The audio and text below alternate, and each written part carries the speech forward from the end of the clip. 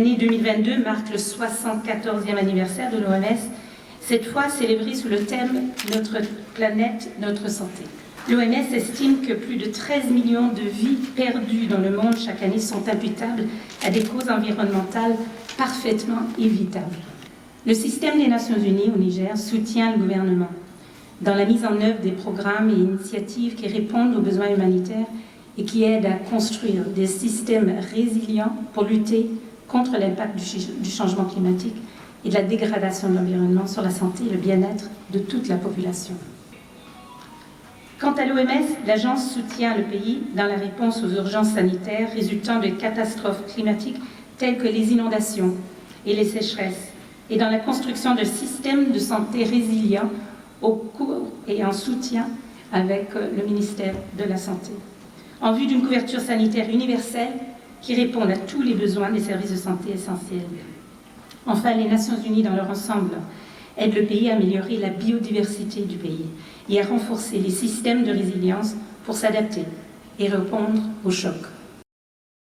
Je lance un vibrant appel au gouvernement, aux partenaires techniques et financiers, aux leaders traditionnels et religieux, aux élus locaux, au secteur privé, aux ONG et associations, à la société civile, ainsi qu'à tous les Nigériens pour commencer par quelques actes simples parmi lesquels prendre en compte le changement climatique dans toutes les politiques et stratégies nationales, garantir un accès à l'eau salubre et potable pour la population et dans les établissements de santé, détruire les déchets des activités de soins de santé dans les normes, privilégier l'électrification des établissements de santé avec les énergies renouvelables, éviter les aliments et boissons hautement transformés, arrêter de consommer du tabac,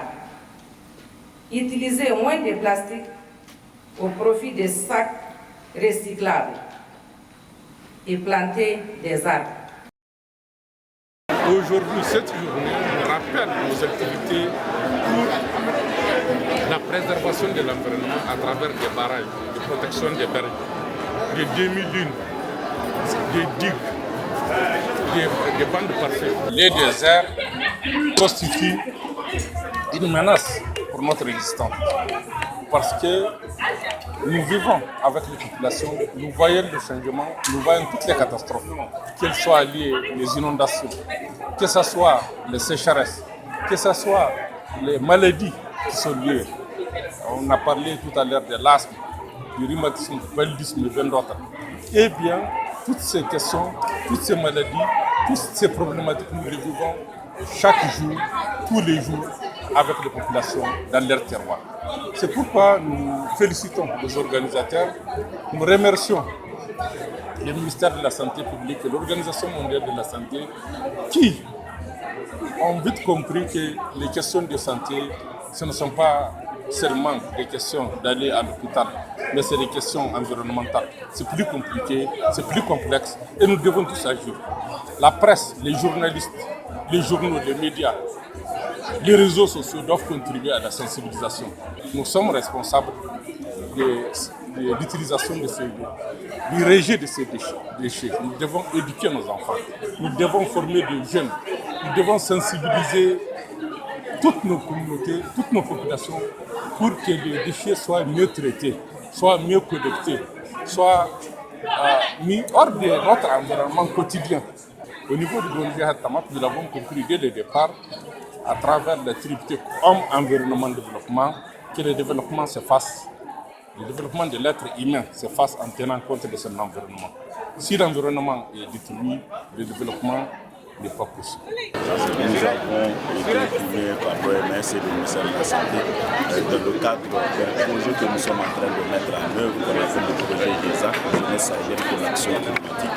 Ce projet intervient dans 6 communes du Niger. Ce projet rentre dans le cadre vraiment de la mobilisation, surtout des femmes, des leaders communautaires, pour pouvoir mettre un certain nombre d'activités de résilience face aux effets néfastes du changement climatique.